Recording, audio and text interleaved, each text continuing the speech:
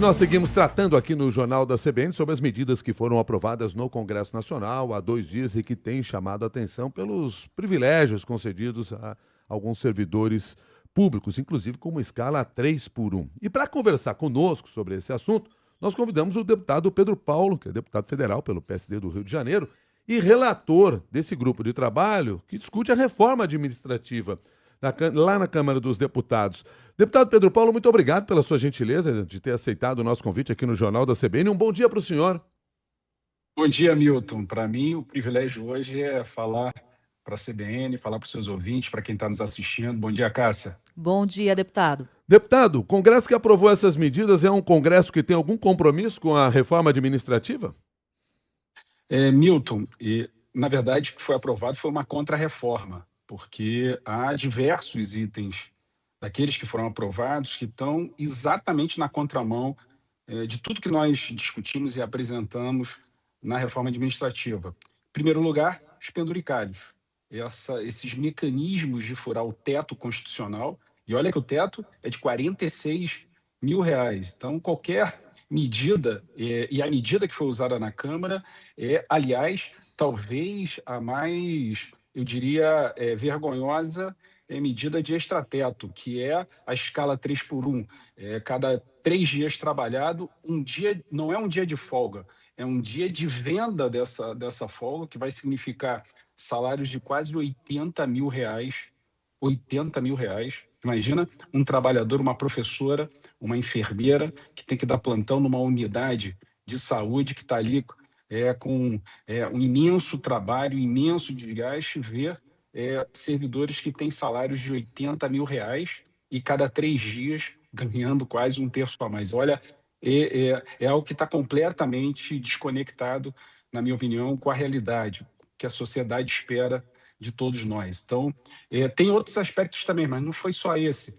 Tem uma série de criação de gratificações que incorporam a vencimentos sem estar vinculado ao atingimento de metas, à melhoria de serviços. Ou seja, houve um aumento generalizado, principalmente para a elite daqueles servidores, e que vai colocar talvez a grande parte dos servidores do Legislativo bem próximo do teto, aos R$46 mil. Então, assim, muitas medidas que vão na contramão da reforma. Eu lamento que o Congresso tenha aprovado isso. Eu quero ressaltar aqui que só 2 deputados registraram o voto contrário, um deles fui eu, porque não concordo com essas medidas. Acredito que o presidente Lula tem que vetar essa proposta para que a gente possa fazer uma discussão, sim, dentro da reforma, criar um parâmetro, porque sabe o que vai acontecer, Milton e Cássia?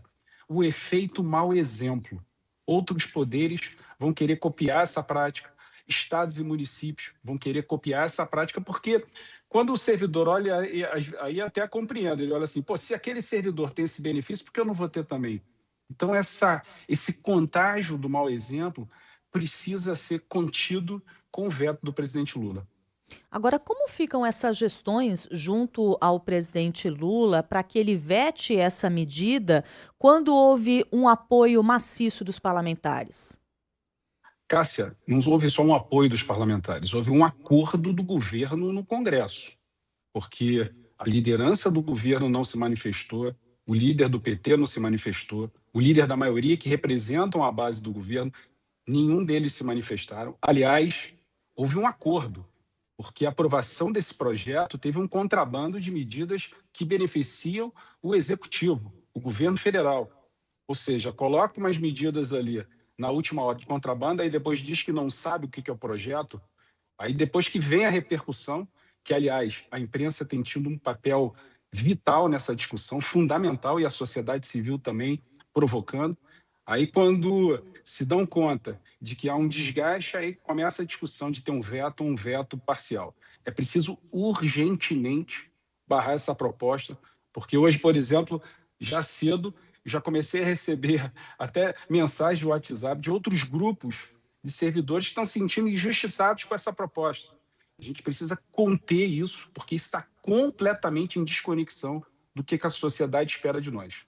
Considerando os estudos que o senhor fez para esse projeto da reforma administrativa e olhando o que foi aprovado agora, aumenta a desigualdade entre os servidores, gera um desequilíbrio ainda maior a ponto de provocar esse tipo de reclamação e demanda que o senhor começa a receber? Mas eu não tenho nenhuma dúvida disso, Milton.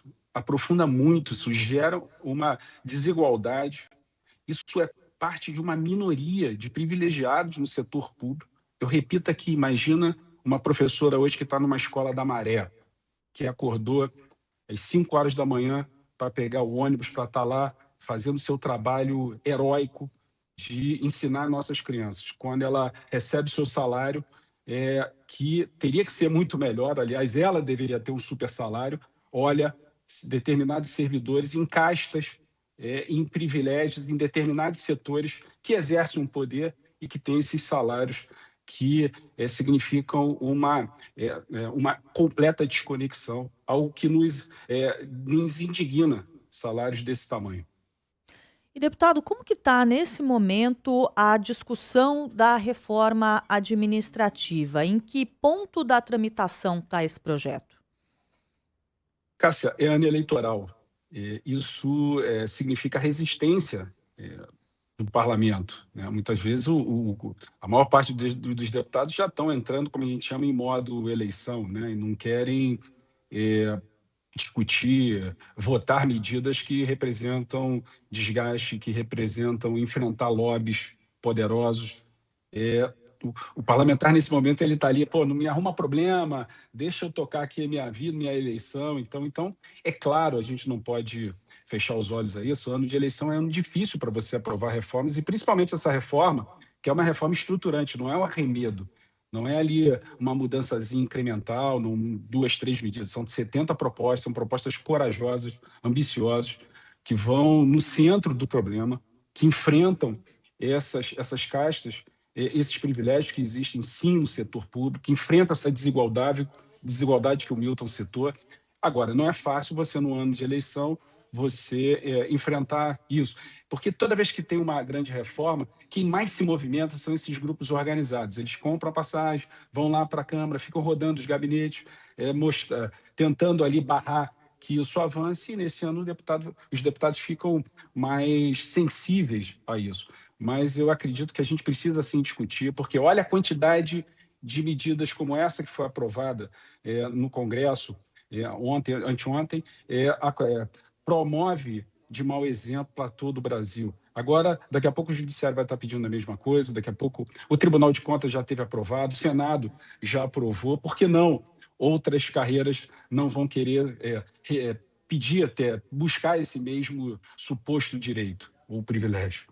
Deputado Pedro Paulo, muito obrigado pelas suas informações aqui no Jornal da CBN. Um bom dia para o senhor. Bom dia, Milton. Bom dia, Cássia. Mais uma vez, um privilégio, um prazer falar com seus ouvintes e quem nos assiste. Obrigado. Deputado Pedro Paulo é deputado federal pelo PSD do Rio de Janeiro e é o relator da reforma administrativa na Câmara dos Deputados. Agora são 9 horas e 18 minutos.